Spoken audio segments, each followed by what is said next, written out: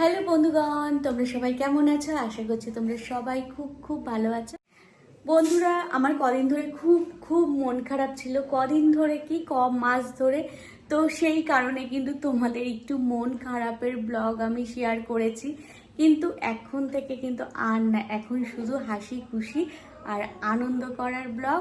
আর তোমাদের সাথে কিছু সংসারের টুকিটাকি কাজ শেয়ার করব, সেটাতে তোমাদের অনেক উপকার হবে। কারণ আমি অনেক কষ্ট করে শ্বশুর বাড়িতে এসে কিন্তু ঘরের কাজ শিখেছি। ব্যাস, মিঠি ফোনটা দেখে নিয়েছে, আমাকে আর ভিডিও করতে দেবে না। তো আচ্ছা, মিঠিকে দেখো, আর দেখো মিঠি কি হয়েছে। মিঠি কিন্তু আমার সাথে সাথে ঘরের অনেক কাজ শিখে গেছে। দেখো এখন জল ভরছে। মিঠির পাপা আমাকে একটু জল দিতে বলেছে, অমনি আমার থেকে গ্লাসটা নিয়ে কিন্তু নিজে জল ভরে পাপাকে দিয়েছে। আজকে আমাদের ডালের বড়া হবে, তাই যে দেখো ডাল ফেটিয়ে রেখেছি। এই ডালের বড়াগুলো মোটামুটি ভালোই হয়ে গেছে, এখন উল্টে দেবো। তো আজকেও তোমাদের নিরামিষের দিনই রান্নাটা করছি। আজকে মুগ ডাল হয়েছে, আর তার সাথে ঢেঁড়স ভাজা, পটল ভাজা, কাঁকরোল ভাজা আর ডালের বড়া। আমাদের কিন্তু নিরামিষের দিন একটা বড়া মানে ভাজা চাই চাই, এরকম পরিস্থিতি। আগে তো কেউ নিরামিষ খেতে চাইতো না, কিন্তু আমি অনেক কিছু মানে চেষ্টা করে ভালো ভালো রান্না করে কিন্তু এখন সপ্তাহে 2 দিন নিরামিষ রান্না করি। শ্বশুরবাড়িতে এসে প্রত্যেকটা মেয়েকে কিন্তু কম বেশি রান্না করতে হয়, আর সেই রান্না করতে করতে যদি রান্নাটাকে ভালোবেসে ফেলে না, তাহলে কিন্তু তার আর কোনো অশান্তি থাকে না। মানে সংসারে সবার মধ্যেই কিন্তু সুখ থাকে। আর দেখো আমার মোটামুটি ডালের বড়া ভাজা হয়ে গেছে, কারণ ডালের বড়াগুলো আজকে এত মুচমুচে টেস্টি হয়েছে, এরকম কিন্তু কোনোদিনও হয়নি।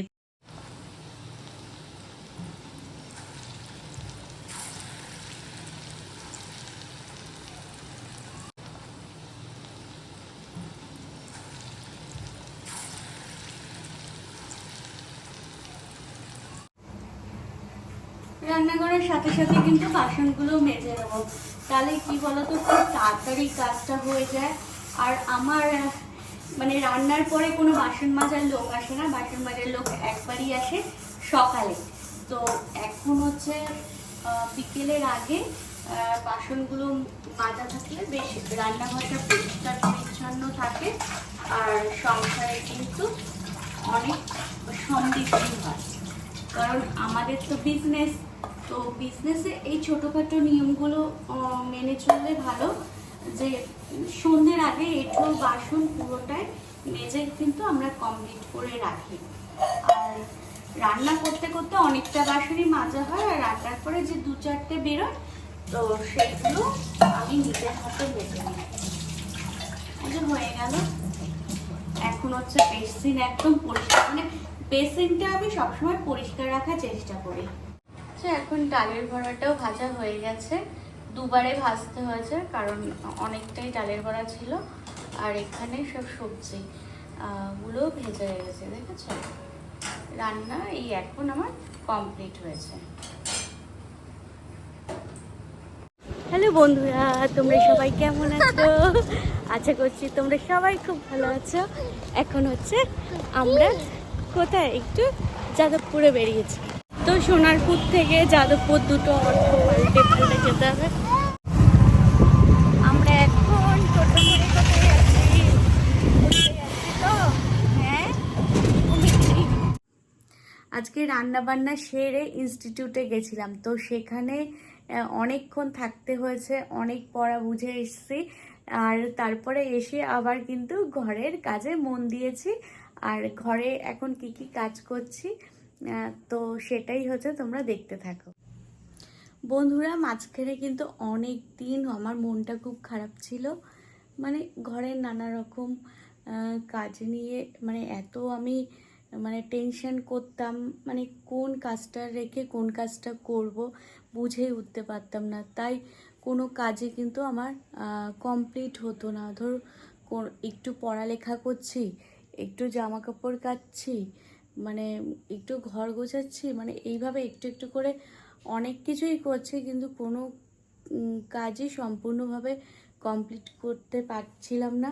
তো সেই কারণে অনেক ঘরের মধ্যে টেনশানে ছিলাম। এই জন্য তোমাদের সাথে একটু মনের দুঃখের, মনের কষ্টের পড়া বা ব্লগ শেয়ার করেছি। তোমাদের আমি একটা জিনিস দেখাচ্ছি এখন আমার কি পরিস্থিতি। তো এইগুলো আজকে আমাকে সব কিছু কমপ্লিট করতে হবে, তাহলেই কিন্তু আমি পরের দিন আবার নতুন করে ভিডিও শ্যুট করে তোমাদের ব্লগ শেয়ার করতে পারবো। দেখো এখানে সব জামা কাপড় ডাল করে রেখেছি। তো এত জামা কাপড় এখানে কেন রেখেছি সেটাই তোমাদের জানাচ্ছি। খাবারটা হচ্ছে আমি ভালো করে গোছাচ্ছি, দেখেছো? পরিষ্কার করে। এখানে হচ্ছে অনেক জামা কাপড় ছিল যেগুলো ইউজ করি না। এই জামা কাপড়গুলো হচ্ছে কাবার্ড থেকে বের করে তারপরে ভাঁজ করে যেগুলো রেগুলার ইউজ করি সেইগুলো ওখানে রাখছি, আর যেইগুলো ইউজ করি না সেগুলো একটা বড় মানে কি বলবো নাইটির মধ্যে সেটা হচ্ছে রেখে আলাদা জায়গায় সরিয়ে রাখবো। কারণ ওইগুলো এখন পরিও না আর কাউকে দিতেও পারছে না, এরকম পজিশনে আছে।